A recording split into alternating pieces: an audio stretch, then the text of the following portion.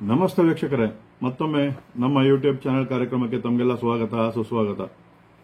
ವೀಕ್ಷಕರೇ, ಪ್ರತಿ ಅಮಾವಾಸ್ಯೆ ಹಾಗೆ ಹುಣ್ಣಿಮೆಗಳಲ್ಲಿ ಶ್ರೀ ವರದರಾಜೇಶ್ವರ ಸ್ವಾಮಿಯ ಶಿವಾಲಯದಲ್ಲಿ ಜರುಗುವಂತಹ ಕಾಲಭೈರವ ಸಹಿತ ಮಹಾಪ್ರತ್ಯಂಗರ ಹೋಮದಲ್ಲಿ ಪಾಲ್ಗೊಂಡು ಈಗಾಗಲೇ ಅನೇಕ ಜನರು ಆರೋಗ್ಯ ವಿಚಾರ ಇರಬಹುದು, ಸೈಟಿನ ವಿಚಾರ ಇರಬಹುದು, ಯಾವುದೇ ಭೂಮಿ ವಿಚಾರ ಇರಬಹುದು, ಹಾಗೆ ಸಂತಾನ ವಿಚಾರಗಳಲ್ಲಿರ್ಬೋದು, ಅನೇಕ ರೀತಿಯಾದ ಒಳಿತನ್ನ ಕಂಡಂತಹ ಉದಾಹರಣೆಗಳು ನಮಗೆ ಪ್ರತಿ ಅಮಾವಾಸ್ಯೆ ಮತ್ತು ಹುಣ್ಣಿಮೆಗಳಲ್ಲಿ ಬಂದು ಹೇಳುವಂತಹ ಭಕ್ತರ ಅನುಭವ ಕೇಳೋದು ನಿಜಕ್ಕೂ ಆಶ್ಚರ್ಯ ಆಗುತ್ತೆ ವೀಕ್ಷಕರೇ.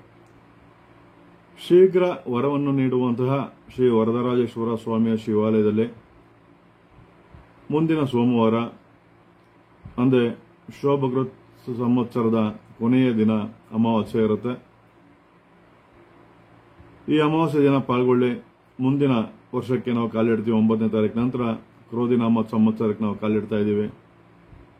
ಈ ಸಂವತ್ಸರದಲ್ಲಿ ಯಾವುದೇ ರೀತಿಯಾದ ತೊಂದರೆಗಳು ಬರದೇ ಇರೋ ರೀತಿಯಲ್ಲಿ ಏನೇನೋ ತಪ್ಪುಗಳನ್ನ ಮಾಡಿದ್ರು ಬಂದು ಆ ಶಿವನಲ್ಲಿ ಪ್ರಾರ್ಥನೆ ಮಾಡಿ, ಹಾಗೆ ಅಲ್ಲಿ ನಡೆಯುವಂತಹ ಮಹಾ ಕಾಲಭೈರವ ಸಹಿತ ಪ್ರತ್ಯಂಗರ ಹೋಮದಲ್ಲಿ ಪಾಲ್ಗೊಳ್ಳಿ.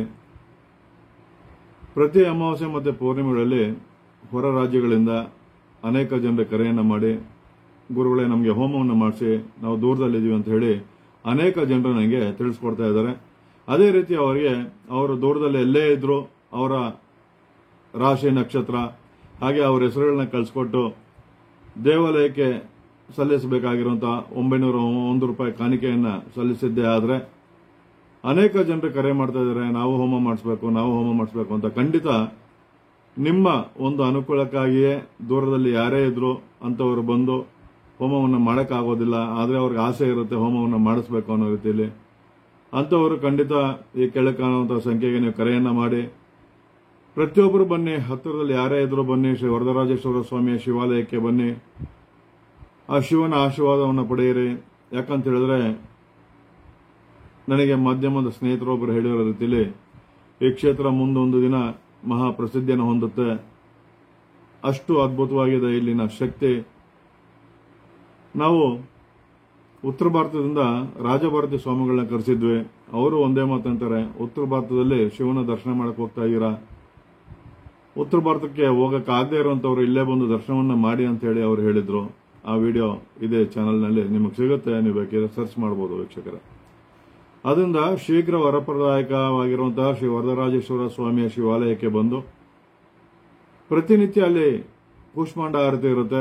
ಆದರೆ ಅಮಾವಾಸ್ಯೆ ಮತ್ತು ಹುಣ್ಣಿಮೆಗಳಲ್ಲಿ ವಿಶೇಷವಾಗಿ ಇಲ್ಲಿ ಕಾಲಭೈರವ ಸಹಿತ ಮಹಾಪ್ರತ್ಯಂಗರ ಹೋಮವನ್ನು ಇಲ್ಲೇ ಯಾಕೆ ಹೋಮ ಮಾಡಿಸ್ಬೇಕು ಅನ್ನೋದಕ್ಕೆ ಒಂದು ಉದಾಹರಣೆ ಕೊಡ್ತೀನಿ.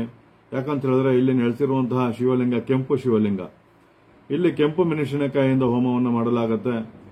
ಹಾಗೆ ಇಲ್ಲಿ ನೀವು ಬೇರೆ ಕಡೆ ನೀವು ಹೋಮವನ್ನು ನೋಡಿದಾಗ ನಿಮ್ಮಲ್ಲಿ ಎಲ್ಲೋ ಸಂಕಲ್ಪ ಮಾಡಿ ನೀವೆಲ್ಲೋ ದೂರದಲ್ಲಿ ಕೂತಿರ್ತೀರಾ, ನಿಮ್ಮ ಹೆಸರು ಸಂಕಲ್ಪವನ್ನು ಮಾಡಿ ಮೆಣಸಿನಕಾಯಿನ ಹೋಮಕ್ಕೆ ಹಾಕ್ತಾರೆ. ಆದರೆ ಈ ಕ್ಷೇತ್ರದಲ್ಲಿ ಹಾಗೆ ಮಾಡೋದಿಲ್ಲ. ಯಾರು ಹೋಮಕ್ಕೆ ಬರ್ತಾರೆ ಅವ್ರನ್ನೇ ಮುಂದೆ ಕೂರಿಸಿ ಅವರ ಕೈಯಿಂದಲೇ ಈ ಒಣಮೆಣಸಿನಕಾಯಿಯನ್ನ ಆ ಹೋಮಕ್ಕೆ ಹಾಕಿಸ್ತೀವಿ. ಇದೊಂದು ಮಹಾ ವಿಶೇಷ ಇರುವಂತಹ ಒಂದು ಸ್ಥಳ ಇದಾಗಿದೆ ವೀಕ್ಷಕರೇ. ಅದರಿಂದ ತಾವೆಲ್ಲರೂ ಬನ್ನಿ.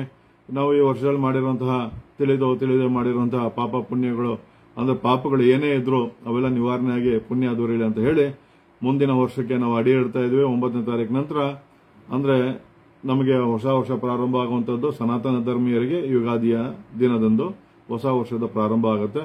ಅದರಿಂದ ಈ ವರ್ಷ ನಾವು ಮಾಡಿರುವಂತಹ ಪಾಪ ಕರ್ಮಗಳು ಮಾಡಿರುವಂತಹ ತಪ್ಪುಗಳನ್ನು ಮನ್ನಿಸಿ ಮುಂದಿನ ವರ್ಷಕ್ಕೆ ಹೊಸ ಹಾದಿ ತೋರ್ಸಪ್ಪ ಅಂತ ಹೇಳಿ ಶ್ರೀ ವರದರಾಜೇಶ್ವರ ಸ್ವಾಮಿಯ ಶಿವಾಲಯದಲ್ಲಿ ಬಂದು ನಾವೆಲ್ಲರೂ ಬೇಡ್ಕೊಳ್ಳೋಣ. ಬನ್ನಿ, ತಾವೆಲ್ಲ ಬನ್ನಿ, ಹೋಮದಲ್ಲಿ ಪಾಲ್ಗೊಳ್ಳಿ. ಇದೊಂದು ವಿಶೇಷವಾದ ಯುಗಾದಿ ಅಮಾವಾಸ್ಯೆ. ಅದರಿಂದ ಎಲ್ಲರೂ ಬನ್ನಿ. ಖಂಡಿತ ಶ್ರೀ ವರದರಾಜೇಶ್ವರ ಸ್ವಾಮಿಯ ಶಿವಾಲಯಕ್ಕೆ ಬಂದು ಈಗಾಗಲೇ ಅನೇಕ ಸಾವಿರಾರು ಜನರು ಒಳಿತನ್ನ ಕಂಡಂತಹ ಉದಾಹರಣೆಗಳು ನಮಗೆ ಕಾಣಸಿಗುತ್ತೆ ವೀಕ್ಷಕರೇ. ತಾವೆಲ್ಲರೂ ಬನ್ನಿ. ಶ್ರೀ ವರದರಾಜೇಶ್ವರ ಸ್ವಾಮಿಯ ಕೃಪೆಗೆ ಪಾತ್ರರಾಗಿ ಅಂತ ಹೇಳ್ತಾ ಈ ಕಾರ್ಯಕ್ರಮ ಮುಗಿಸ್ತಾ ಇದ್ದೀನಿ. ಮತ್ತೆ ನಿಮ್ಮ ಭೇಟಿ ಮುಂದಿನ ಕಾರ್ಯಕ್ರಮದೊಂದಿಗೆ.